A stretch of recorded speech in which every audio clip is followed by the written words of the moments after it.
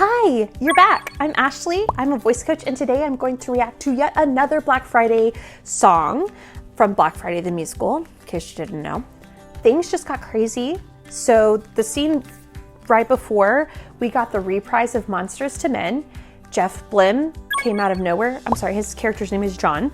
John came and saved Lex, with John being in the black and white and Lex not being in the black and white and just being in like the real world, I guess we can call it. Lex was dying, Sherman was killing her, and John said, hey, here's my gun. You have superpowers, but you have to manifest this gun from my hand to your hand. And so Lex was able to not die. John saved Lex. Oh my gosh, it's so beautiful. Something you can't even imagine would happened. It's just amazing. So Lex is still alive. Thank you, John. I'm still blown away from it. Okay, so then Lex turned around, shot Sherman, and now here we are. So let's keep watching. I'll go back a few seconds so you could see that. Time has run out! What will you do? I'm going to kill you. Where did that come from? Nice shot, Lex. But we're not through yet. We're not through yet. The leaders of your world are lost and helpless. You've been called to serve. If you can defeat Wiggly here in Hatchetfield, he can be defeated anywhere. What am I supposed to do?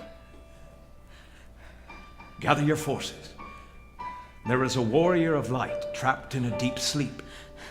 Wake the warrior, kill the prophet, save the world. Are you not the warrior? You're a peep now, Lex. You're a peep now. Get her done.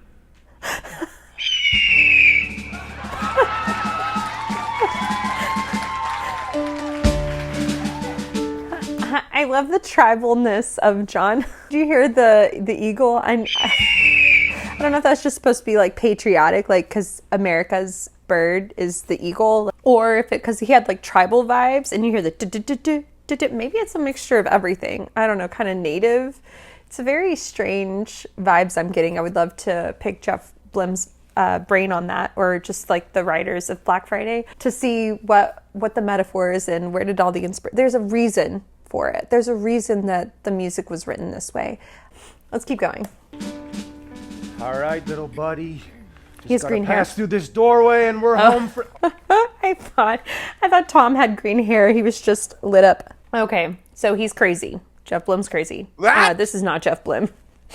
Can we just keep talking about Jeff Blim, please? Let's go back to my other dude, Dylan Saunders. That does not have green hair. All right, little buddy. Just gotta pass through this doorway and we're home for... Oh. I hope they didn't tow my car. That would be just my luck. Mr. Houston! Leave me alone! Mr. Houston, turn around! What, are you gonna shoot me, Lex? Or can I go home? I've had a shitty day, and I'd appreciate it if you got that goddamn gun out of my face. Mr. Houston, I need your help, but I need you to put down that doll. Why would I put him down? You only want him for yourself. No, I don't. Too bad, Lex. I'm leaving, and I'm taking this doll to my son. He doesn't want it. Of course he does. He wants it more than anything. No! Think about it. Did Tim ever say he wants to tickle me Wiggly? We must have. We were trying to win one at Pizza Pete's, weren't we? No, he said it this morning. Why else would I be... I know that he wants it. Well, let me tell you something I know. I've been working at Toy Zone since I was 16. I know what kids are like. When that Wiggly campaign came out, you know how many kids I got asking about it? None. Think about that line you stood in this morning. Did you see a single kid there? It's a school day. It's Thanksgiving break. The thing about Wiggly that nobody's talking about is kids don't want that piece of shit. What? They're all into Fortnite, dude. I mean, My sister Hannah couldn't get further away from that thing. Yeah, me and Ethan wanted a doll to sell. Whatever spell that doll casts, it doesn't work on kids. And I think I know why.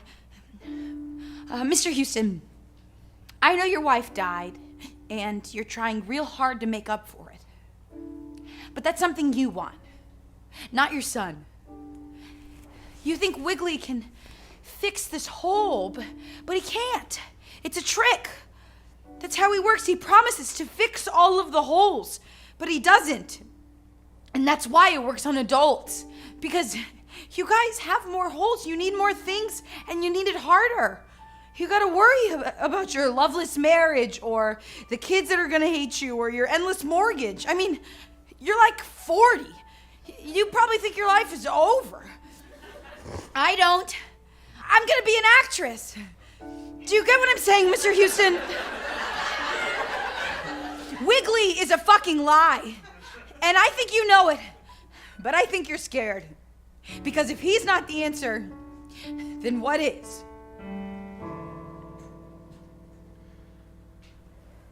What is this thing in my hand? Does it breathe or understand? The things I went through, the things Tim went through, for it I submit. The hell I've been thinking, my heart is so empty. I don't want to stop. Dylan Saunders could sing me to sleep. He got such a smooth voice, smooth melodic voice. He has so much control over his register switches. The hell I've been thinking. So he is going down to his lower registers. He goes there so smoothly and so gently. Do do do do do do do do do. Like that's some sing me to sleep shit, right? Da, da, da, da, da. So cool. He's so good. Everyone's dying, and that includes me too. I was gone long before you. If I fail you one more time, the punishment won't match the crime. He is moving so gently through his voice registers. He went down, swam a little bit down in the deep end.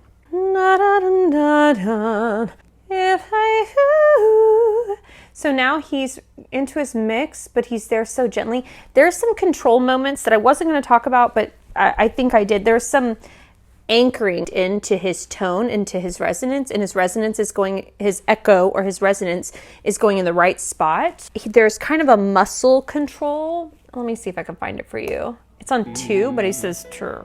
Everyone's dying, and that includes me too. So he says 2, but then he knows he's about to go up higher, so he's prepping mid-vowel.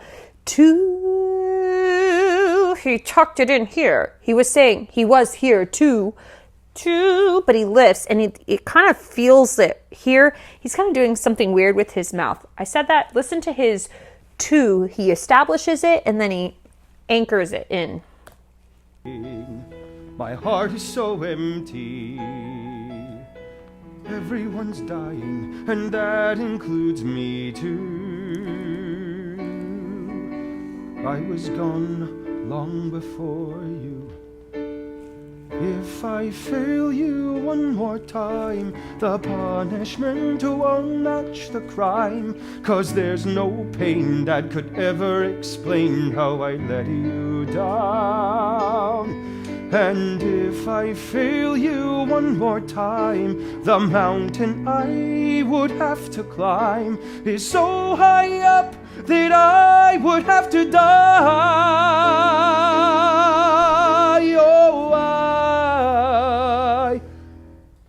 I failed you once, and I will fail again.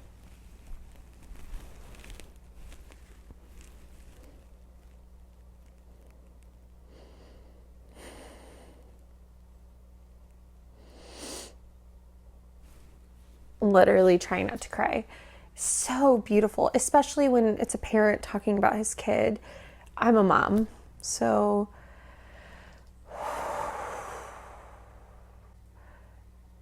but I mean, Lex's rant was right. Like, we've lived our own lives. We were children once, and some of us have had to struggle through things that you wouldn't expect to have to struggle through. And when you have kids, you want to give them the best life possible as a parent. You want to protect them. You don't want them to have to go through things that you went to, despite knowing the fact that we wouldn't be who we are today if we hadn't gone through those trials and tribulations, right? But then you don't want to fail as a parent. You want to do it right. All parents want to raise this really impressive kid that's smart and does good in the world, because that's something we give to the world as our children. And we just want them to be good assets in the world and not be assholes, Okay, so that's the emotional side. So that already, the message behind what the scene is saying and what he's singing is already getting me. That's enough. I can cry off of that alone. But now he's delivering the message with this smooth, melodic, lullaby type song. And it's gentle and it's caressing my heart and my soul and my ears. He's just moving effortlessly through these long ranges, and there's something dreamlike about that, right?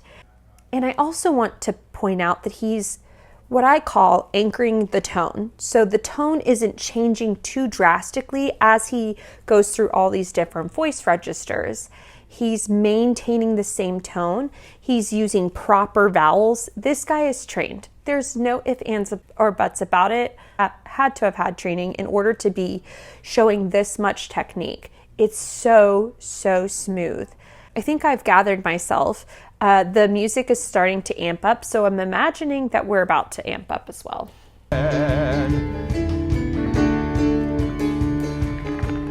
Does he see a father who doesn't even bother?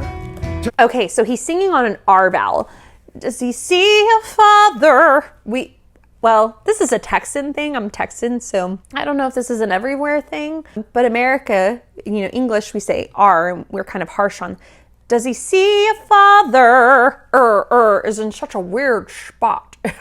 R. So whenever you're singing, especially going down, so the R is helping a little bit here when you're going down low to the lower registers like he is. So he's hanging on to that R. Does he see a father? Does he see a father? So if I was going to go up in range, does he see a father? I wouldn't want to say I would want to go, I would want to make my vowels, and I would want to brush over that R and kind of flub it out and not make it such a hard R, right? Does he see a father?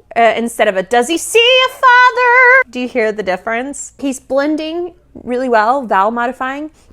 Does he see a father? So he's using the R a little bit here, and it's working for him. Father.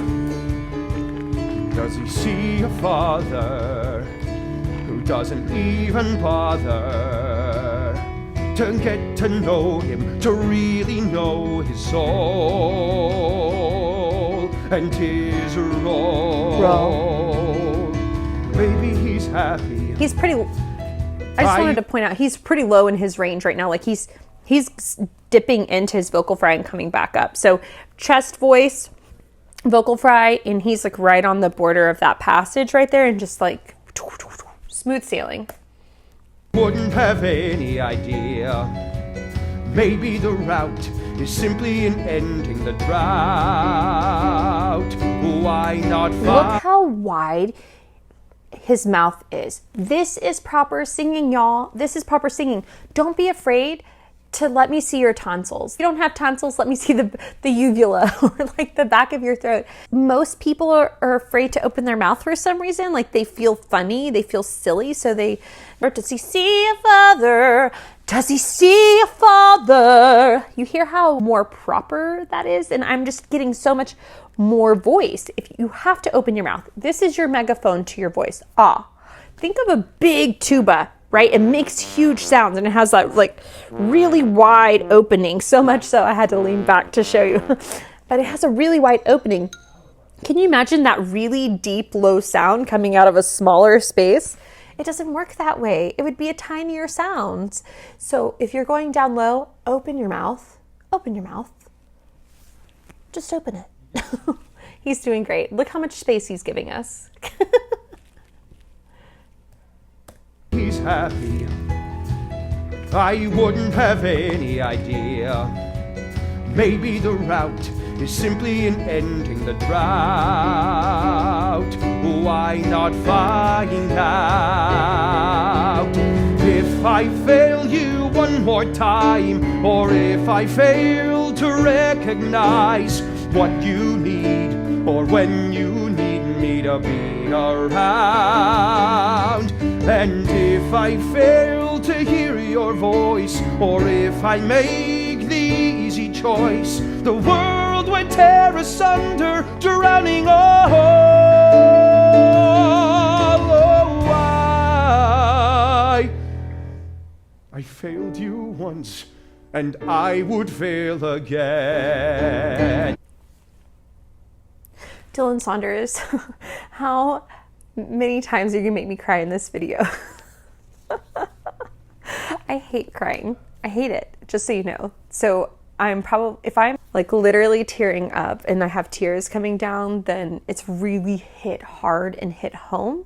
I think I literally had them here, but I hate crying so much that I'll be on the verge of tears and I'll shut it down. I can't be vulnerable. That's just me. I don't like to let people in. But this song is just hitting home in all the right places. And then he went into that belt. So when you belt, it feels so good. Belting should not be work. It should be effortlessly, and it should feel in like, you know, when you get a good stretch, you're like, oh yeah. Belting should feel like that. And he's right in his smooth, feel good belt spot. This is at the top of his belt range. Voice, or if I make the easy choice, the world would tear asunder, drowning all. So let's talk about that transition there. I want to break down like what was it that got him into that smooth, what gave him that smooth transition? Was it world? Did he resonate through the W? Hear your voice, or if I make the easy choice, the world would. The world, the world. Because he said the world instead of the world, that's hard. The world, it's all one. The world would do. So he locked forward, and that allowed him to anchor his tone, lock his tone in place, and then he was able to easily, effortlessly belt it after that. To hear your voice, or if I make the easy choice, the world would tear asunder, drowning all. Oh,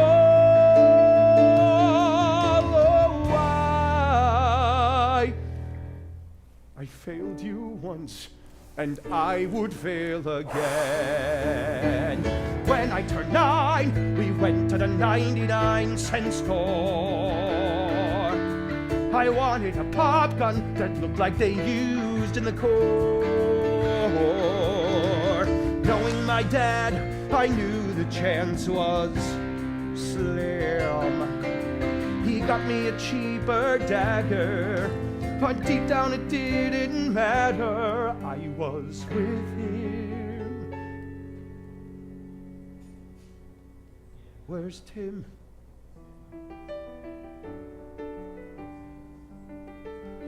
She used to like bars. She liked. I don't think I can handle this hook back to his What Tim Wants, which is crazy because the song is called What Tim Wants, and the whole purpose of this part is to recognize Tim's not there. In order to pull him out of this, to unbreak the spell that he's under, he needs to realize Tim's not there. You're doing this all for Tim or for you. And he's recognizing, where is Tim? He's gonna go, and so now he's going back to what Tim wants, Tim will get. And so he's having to register. Wait. What does Tim want? Because it wasn't what Tim wants, Tim will get. It was what Tom wants, Tom will get. I literally, where's my bear? Bah! Sorry. Tim.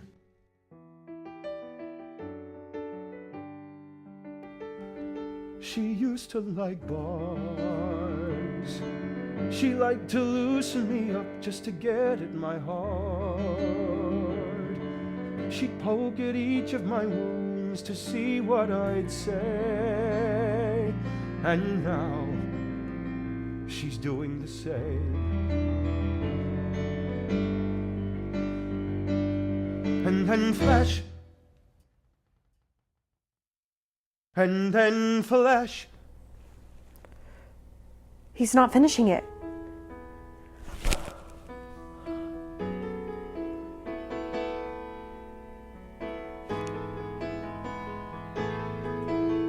Lex is there. Kill the doll. Finish it.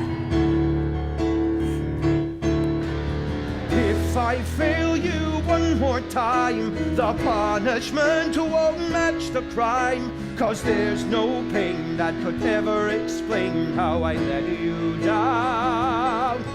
And if I fail you one more time, the mountain I would have to climb is so high up that I would have to die. Oh,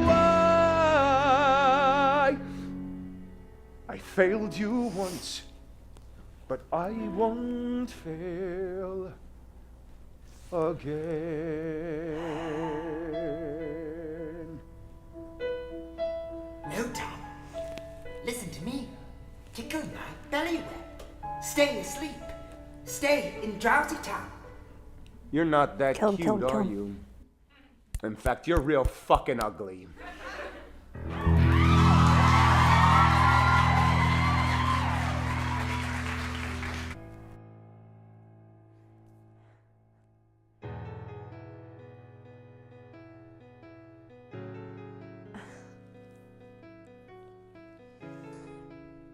I think I go back and forth between Dylan Saunders and Jeff Blim. Like, how did Starkid get so lucky to get Jeff Blim and Dylan Saunders and seeing them in one show?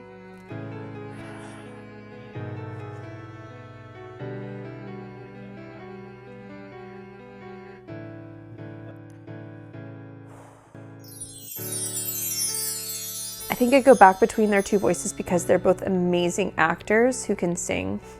I will say I think that Dylan Saunders is more technically advanced in his voice than Jeff Blim is, but Jeff Blim is so intuitive when it comes to singing. He's got great vowels and stuff too. I'm highlighting more vocal registers because that's what I've kind of been hyper-focused on, but they both make me cry. They both deliver the message so beautifully and so musically in tuned. I think Dylan Saunders is getting me here mostly too because I relate to his character so hardcore. His belts were beautiful. It was beautiful how Jeff Blim connected, two times in a row, connected the two main dudes' songs back to their original songs. And you will get this at the end of shows, a hook back, a revisit into when problems were arising to remind the audience like, hey, this was the issue and the problem, and we're getting ready to solve this problem now. Sorry, I literally was like bawling, so excuse me. Dylan Saunders did it again. Jeff Blim did it again. A lot of credit does go to Jeff Blim and the writers. The Starkid crew is so close-knit, and that's why they're able to write such beautiful shows like this. Can you guys imagine a world where we don't have Starkid like this? Like a production company and of just an amazing creative team that's working together and is just friends and is bringing their own ideas to life? You don't get that on a Broadway team. It's just like on Broadway, or when they're creating shows, it's just professionals from different places being thrown together to write these shows. And there's some amazing things happening, but it's just, you don't get this. You just don't. Dylan Saunders is amazing. I think I pretty much summed up what I thought of all of that and all of Dylan, and thanks for making me cry. I hate that we're coming towards the end. The red line, do you see it? The red line is way too close to the end, and I don't know if I'm ready for that.